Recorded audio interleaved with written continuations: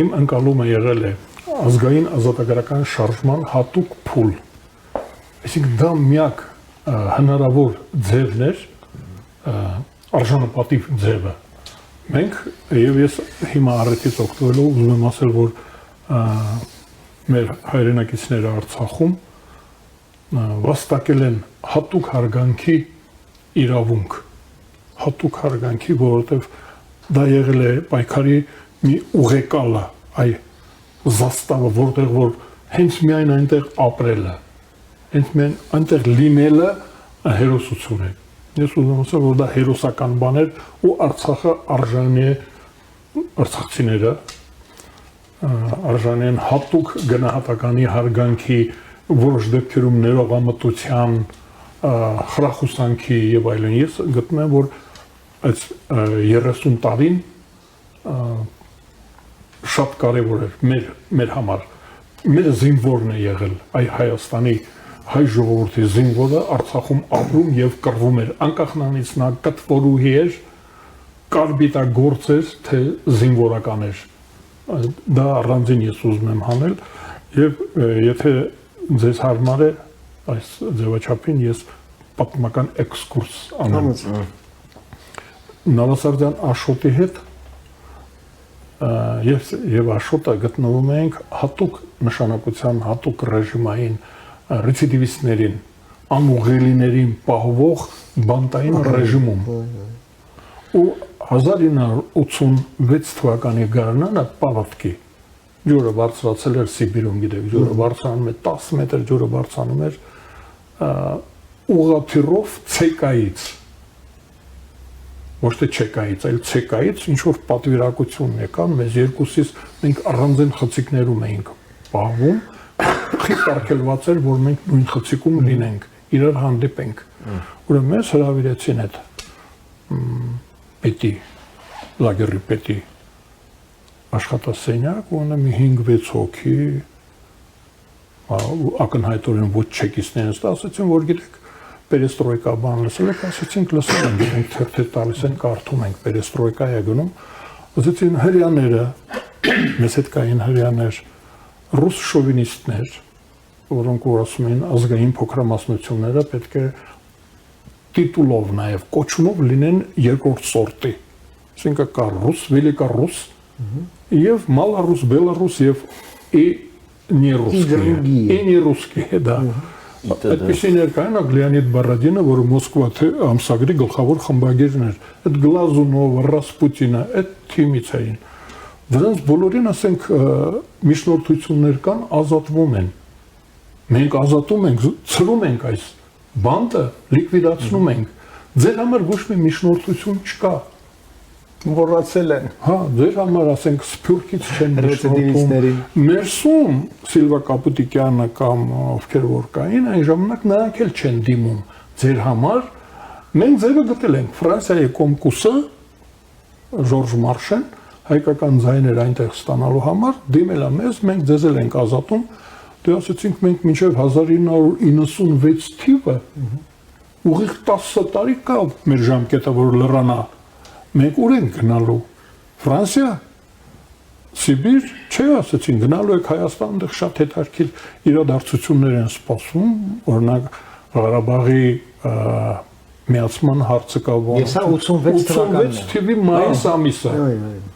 Մենք ասեցինք, դա հնարավոր է, որ մենք չգիտենք, ասեցինք դուք որոշեք, մենք ոչ ենք եկել, դե մեծամիտ էինք։ Ռեսիդիվիստ նշանակում է այդ վերնախավ այդ աշխարհի, դե ասեցինք դուք բերել եք անվերելի են։ Հա, դուք բերել եք, դուք էլ անվերելի վերնախավ։ Այո, մենք ինչ, մենք դատախազին դիմել էինք, որ բերեն։ Ասենք դուք որոշեք։ Ուղիղ մի տարի հետո 87 թվականին մեզ ազատեցին,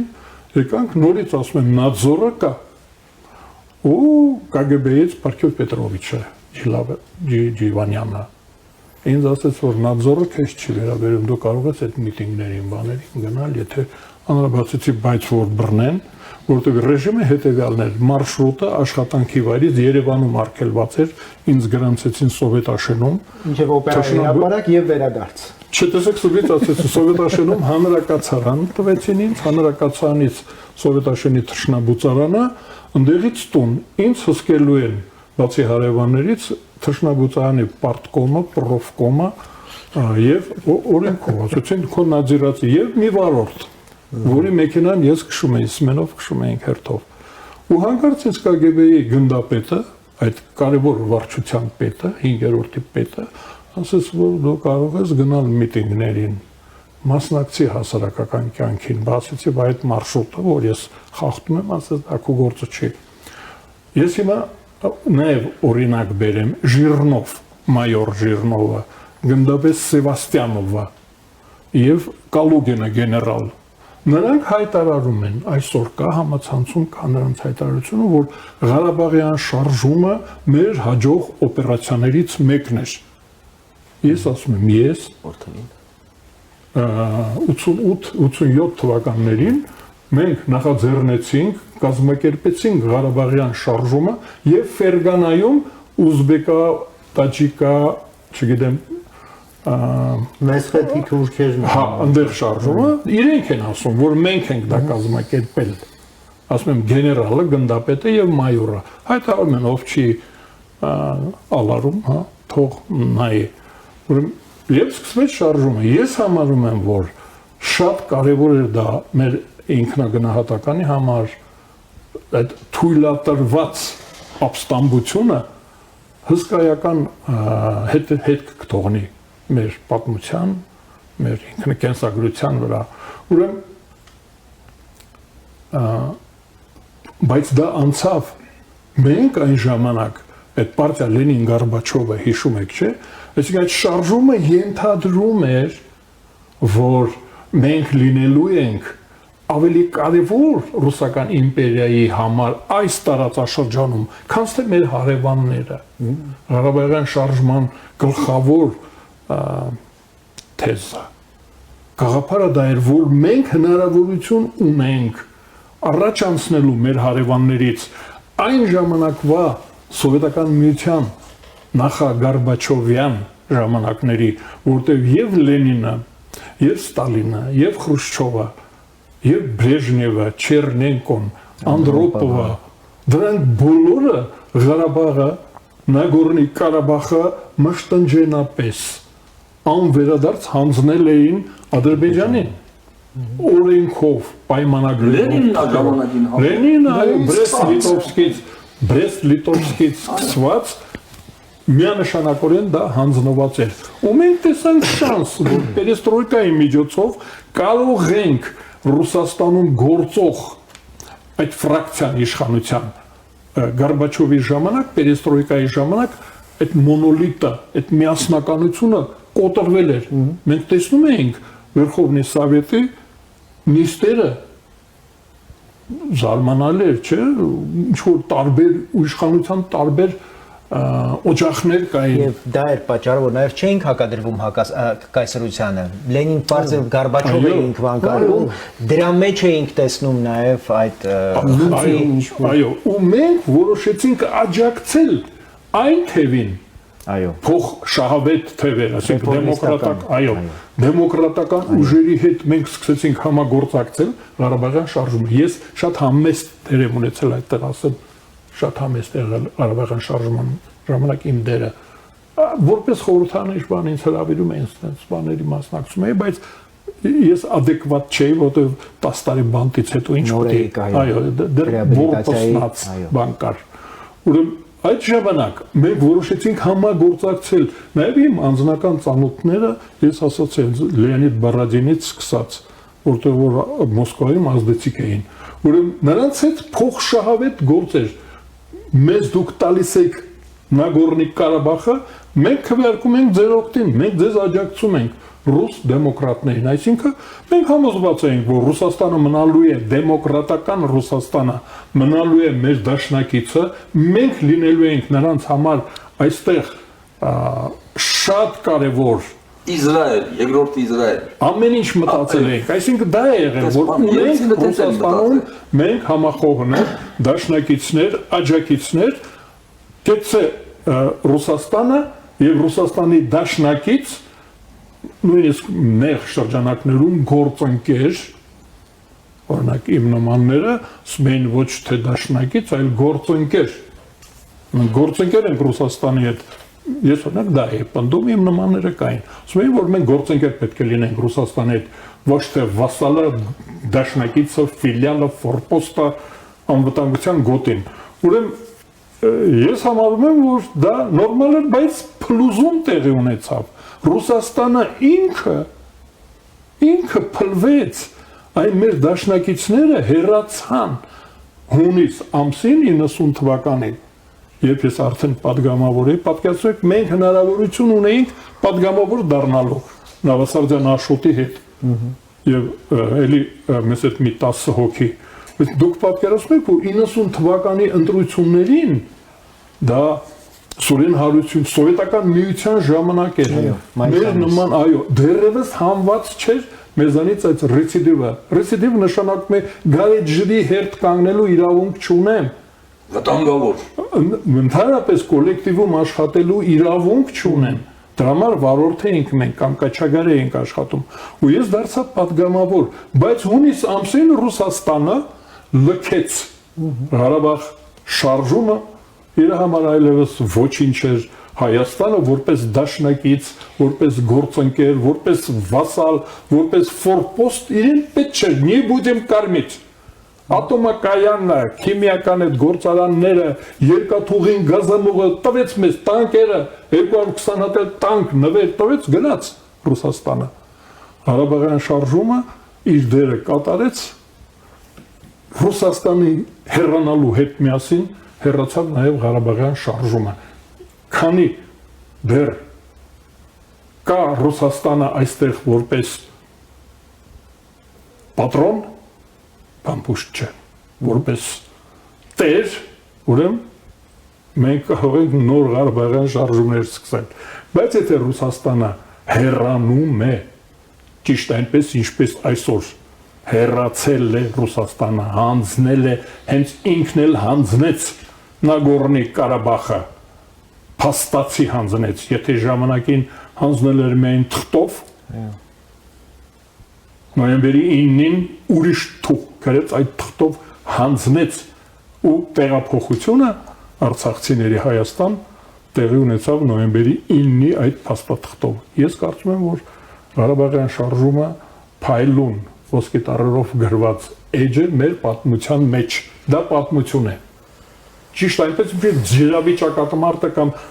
Սարդարաբադի ճակատամարտը։ Այո, այո։ Իմ կարծիքը դա է։ Վարդան ջան, որպես վետերան Վարդան, եթե ինչ-որ բան չեմ ասել, ասա։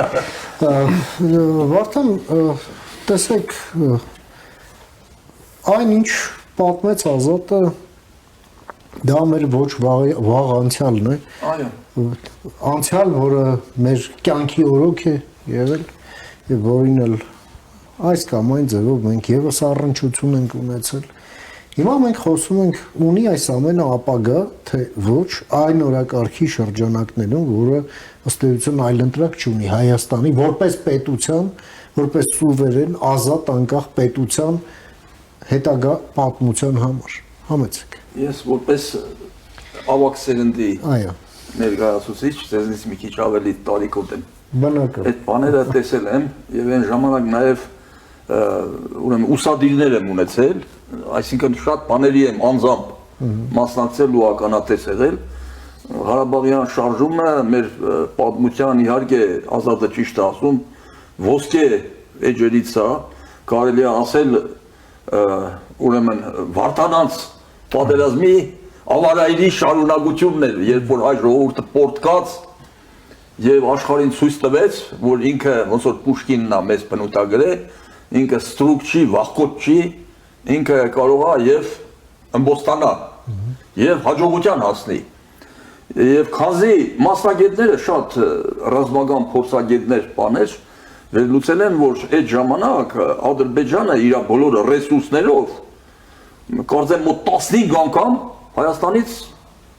ուժեղ է եղել։ թե մարդկային ռեսուրսներով, թե նյութական, տնտեսական, բայց մենք հաղթեցինք քաղաքական աջակցությունով սովետական բանակից Ադրբեջանին 6 անգամ ավել սպառազինություններ գնացել կան Հայաստան։ Այո, մենք հաղթեցինք ի շնորհիվ մեր նվիրումի այդ ժամանակ օրհասական ժամանակներ էին Հայաստանի համար, օրհասական, որտեղ երկրաշարժ էր եղել։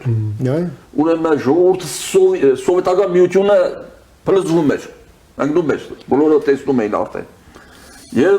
ուրեմն այդ վերքերը երկրաշարժի հազարավոր զոհեր տվեցինք, չէ՞, տասնյակ։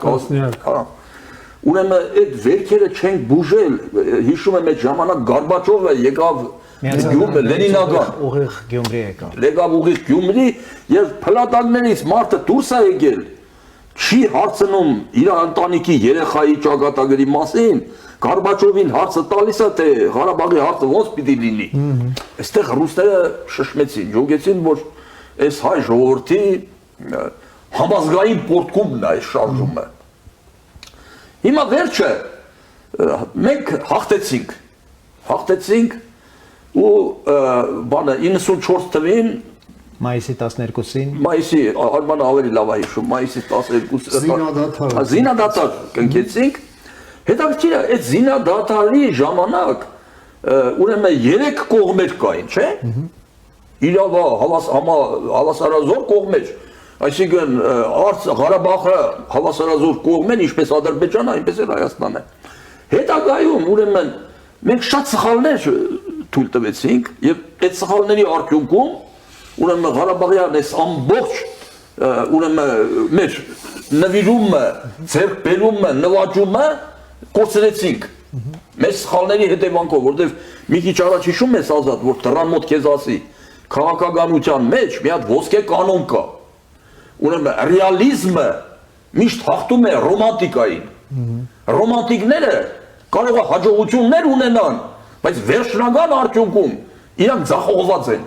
որտեղ չունեն մանրակրկիտ հաշվարկներ, սառը հաշվարկներ, մինչև վերջ գնալու հանգուցալ լուծման բոլոր ուրեմն քայլերի բանալիները չունեն։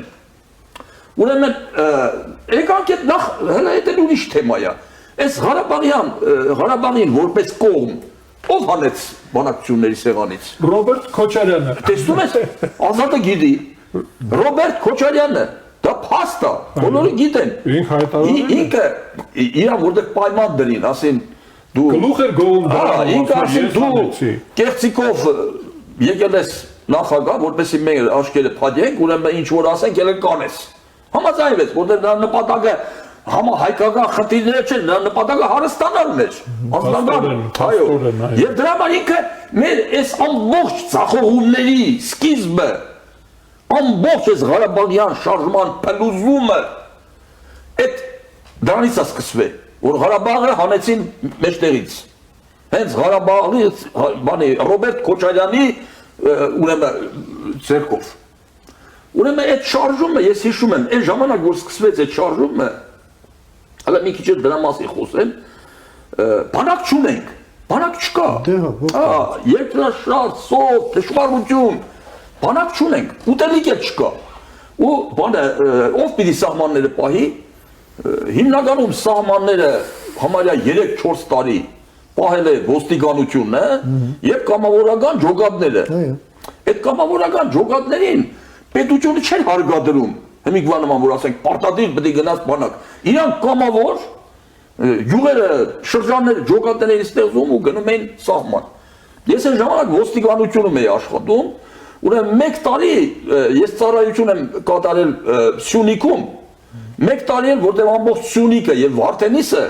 տվել էին ոստիկանության հսկողության տակ։ Վարդենիսում էլ ենք պահել, Վարդենիսում հիմնականում ադրբեջանցիներ էին ապրում, նրանք արտագաղթել էին, տեղը եկել էին Բաքվի հայեր փախստականներ, մենք սահմանի վրա։ Հիմիկվա այդ Քելբաջար, այդ կա այդ կողմերը։ Գյունաշլի։ Հիմի որ ինձ ասում են ազատամարտիկ, հենց այդ կոչումը դեղից եմ ձեռք բերել, որտեղ ինչ տարբերություն ազատամարտիկը ոստիկանա թե զինվորական։ Գնացել է կռվել է ուրեմն ազատամարտիկը, այո։ Հիմա այդ ձևով մենք կարողացանք այդքան շատ դժվարությունների գնով ուրեմն հասնել հաղթանակի։ հասանք, բայց հաղթանակը չկարողացանք պահել, որովհետև մենք իրավիճակը խորքային ձևով չկարողացանք հասկանալ։ Հիմա մի հատ խոսք ասում եմ, նվաճելը ավելի հեշտ է, քան թե դա նվաճածը պահելը, որտեղ 30 տարի, որից 20 եւ ավելի տարիներ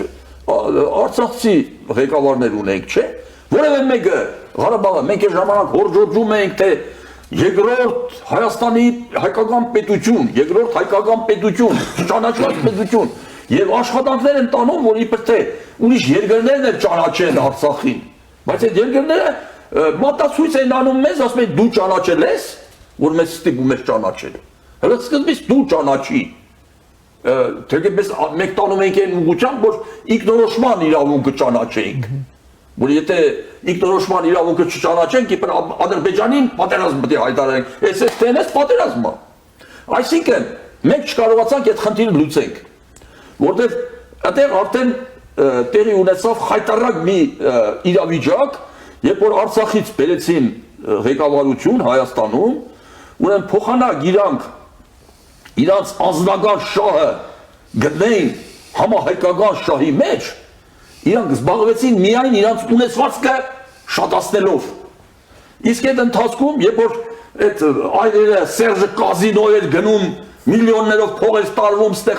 Արմեն Ավետիսյանին ասում էր փողերը հասցրա Բադեն, մյուսը սատկած առյուծի վրա էր գնում $120,000 տալի, որ նկարվեր վզին նստած սատկած առյուծի։ Ադրբեջանը ջոկեց, որ բանը, այս հայերը իրանց երկիրը դրել են կողոպտիչներ, որ երկիր թալանում են։ Հազիվ պահը օգտագործենք, մենք համախմբենք ու զինվենք։ Այդպես էլ եղավ։ Նրանք զինվեցին, հանգիստ չշտապեցին։ Մենք զբաղվեցինք ստեղ այս պետությունը, այս հայկական պետությունը, մինչև ուղն ու ծուծը փչացնելով ու կողոպտելով։ Հա։ Եվ արդյունքներից սա պետք է լիներ։ Եվ հետո մի հատ ուրիշ զավեշտ էլ կա։ Ես արցախցիներին ազնվորեն շատ եմ եղել այնտեղ ու շատ եւ գնահատում եմ եւ հարգում եմ եւ սիրում եմ։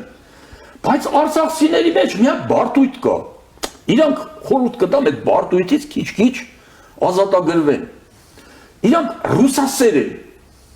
Հիշում եք այն տարիներին, քանի անգամ Զորի Բալայանը մյուսները նամակ կլին ռուսաց թագավորին,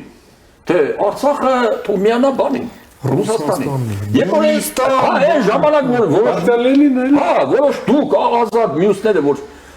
ազգային ժողովում խնդիր եք դնում, որ Արցախը պետք է միանա Հայաստանին, միացում, չէ՞, մեր նպատակն է միացում։ Արցախցիները չէին համաձայնվում։ Ասում են ի՞նչ է, մեզ ուզում եք սարքեք Հայաստանի մարզ։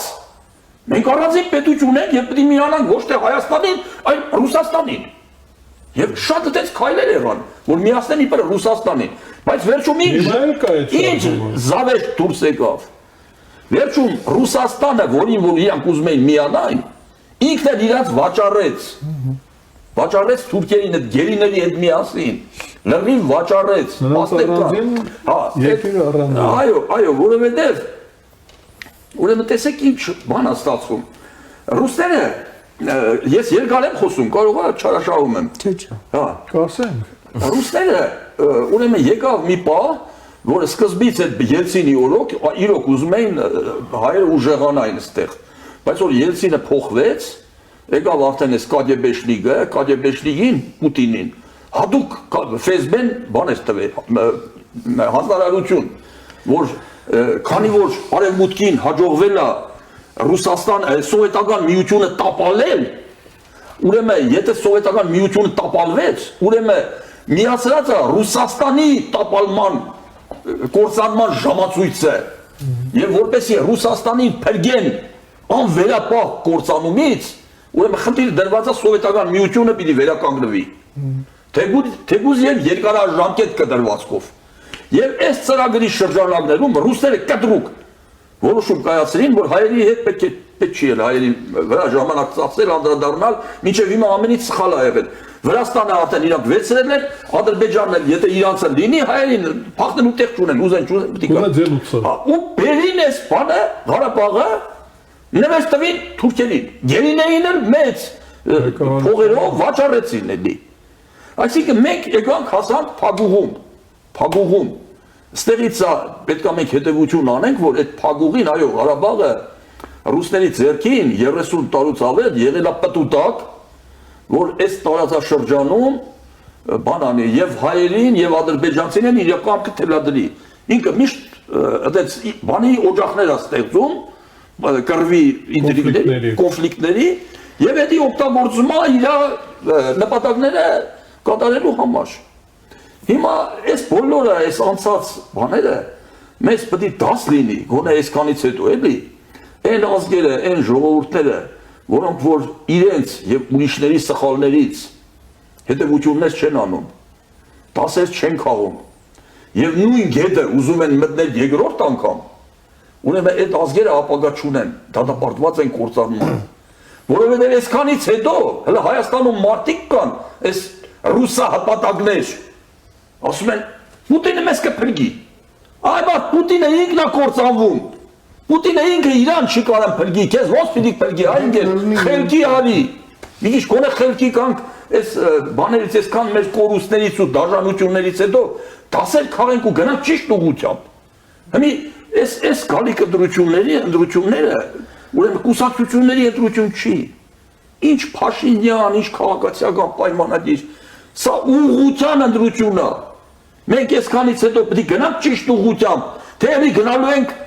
ծուղակ։ Դե ճիշտն ու սխալն անուններով ասա էլի ախպեր։ Ճիշտ է դեմ ասում որ եթե Ռուսաստանը չի ուզում մենք որպես պետություն ունենանք, հապկը եթե քո սահմանները չի ճանաչում, հապկը մասսայել է։ Հա, եթե դու հույսը դնում ես հապկի վրա, հապկը քո սահմանները չի ճանաչում, այսինքն դու պետություն չես։ Եթե պետություն չես, դա քեզ որպես պետություն ոնց որ ուկրաինացիներին ոնց խապեց Ռուսաստանը։ Գնաց ասեց ատոմային զենքերը դուր, ուրեմն երաշխավորն է քեզ ընդհանրապես մազը կպնող չի լինի։ Տեսած խապեց, հիմա Ուկրաինան պատերազմի ավելում է 5-րդ տարին է։ Ավելում է